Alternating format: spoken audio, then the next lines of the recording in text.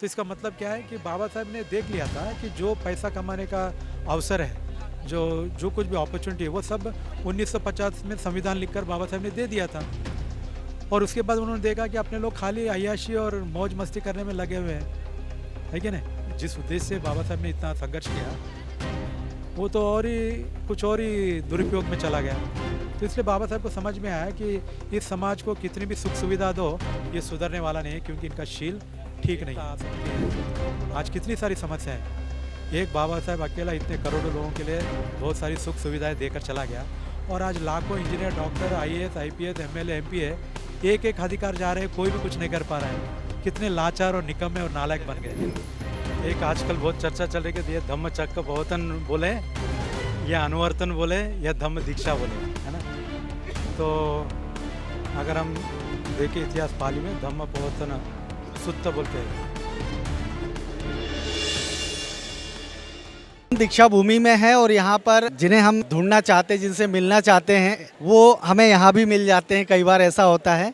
और आज हमें विनय रखित, पूज्य विनय रखित भंते जी मिले। भंते जी, आपका बहुत बहुत स्वागत है दीक्षा भूमि में और हमारे चैनल में। आपका भी धन्यवाद। भंते जी, धम्मचक्र प्रवर्तन दिन पर पूरे देश के लोगों को, बाबा साहब के अनुयायियों को, तथागत बुद्ध के अनुयायियों को क्या संदेश? तो संदेश तो सभी दे रहे हैं, लेकिन एक आजकल बहुत चर्चा चल रही है कि ये धम्म चक्र प्रवर्तन बोले या अनुवर्तन बोले या धम्म दीक्षा बोले, है ना। तो अगर हम देखें इतिहास पाली में धम्म प्रवर्तन सुत्त बोल के है, धम्म चक्र प्रवर्तन सुत्त, जो भगवान बुद्ध ने अपने सारनाथ में दिया था। तो ये धम्म चक्र प्रवर्तन जो है सही मायने में बुद्ध ही कर सकते हैं, है ना। और जहाँ तक बाबा साहब की बात है, तो स्वयं बाबा साहब ने भी नहीं कहा कि मैं धम्म चक्र प्रवर्तन करने वाला हूँ।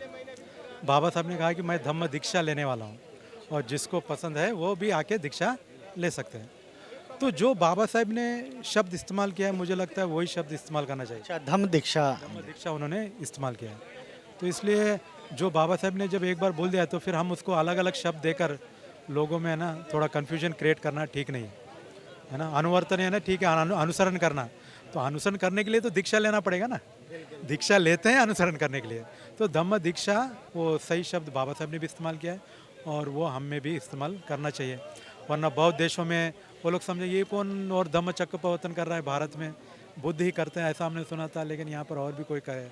तो इसलिए हमारे जो बौद्ध देश है या बौद्ध है बाहर के, उनमें गलत संदेश नहीं जाना चाहिए कि इन शब्दों का हम दुरुपयोग ना करें।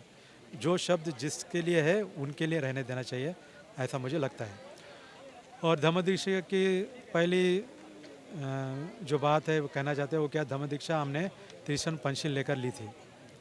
तो आज बौद्ध समाज में पंचशील का पालन कहाँ तक हो रहा है, ये देखना बहुत ज़रूरी है ना। बात तो ये है कि लोग पैसे के पीछे भाग रहे हैं, है ना, और पैसा ही उनके लिए मुख्य हो गया है। और लोग कुछ कहते हैं नहीं, गरीबी है ना, इसलिए लोग शील का पालन नहीं करते। पैसा आने के बाद करेंगे, लेकिन पैसा आने के बाद भी कितने लोग शील का पालन कर रहे हैं, है ना।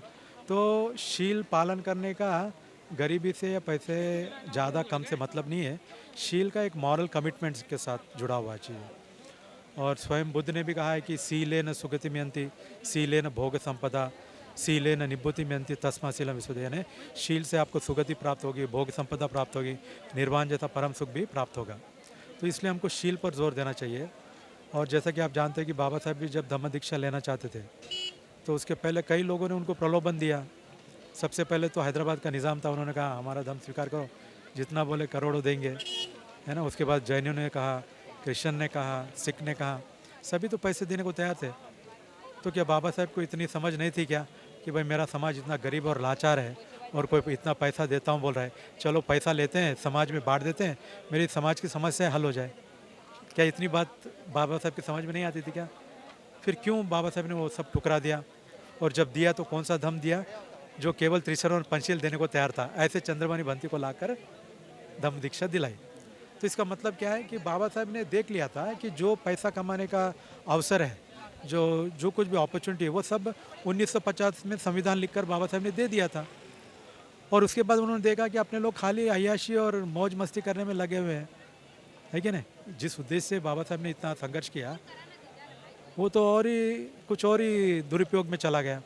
तो इसलिए बाबा साहब को समझ में आया कि इस समाज को कितनी भी सुख सुविधा दो, ये सुधरने वाला नहीं है, क्योंकि इनका शील ठीक नहीं है। तो उनको लगा कि अगर ये शीलवान नहीं बनेगा ये समाज, तो जितने हक अधिकार मैंने संविधान में दिए हैं वो सब ये गंवा बैठेंगे। और आज हम देख रहे हैं कि हमारा समाज नशे में पड़कर अपने सारे हक अधिकार गंवा रहे हैं, चाहे वो नेता हो या और कोई हो। तो इससे बाबा साहब को जो बात तभी समझ में आ गई थी, आज तक हमारे लोगों को समझ में नहीं आ रही, इसलिए शील पर ध्यान नहीं दे रहे।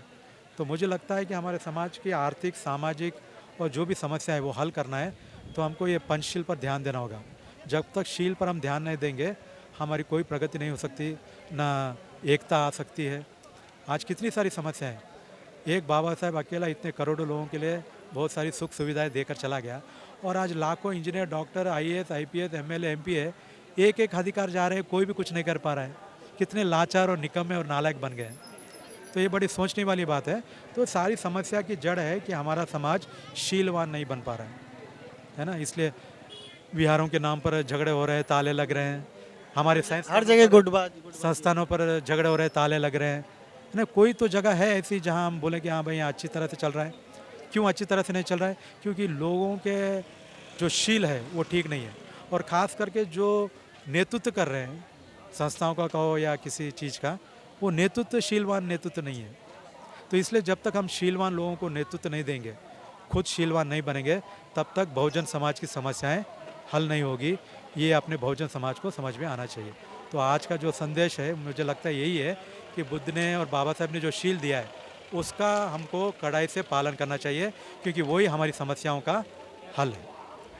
बहुत ही अच्छी बात बताई बनते जी कि अगर हम जब तक सीलवान नहीं बनेंगे, तब तक निश्चित तौर पर हम फिर आगे कैसे काम करेंगे। अगर सीलवान नहीं है तो हम अच्छे से, ईमानदारी से नेतृत्व भी नहीं कर सकते हैं किसी भी आंदोलन का या किसी भी संस्था का।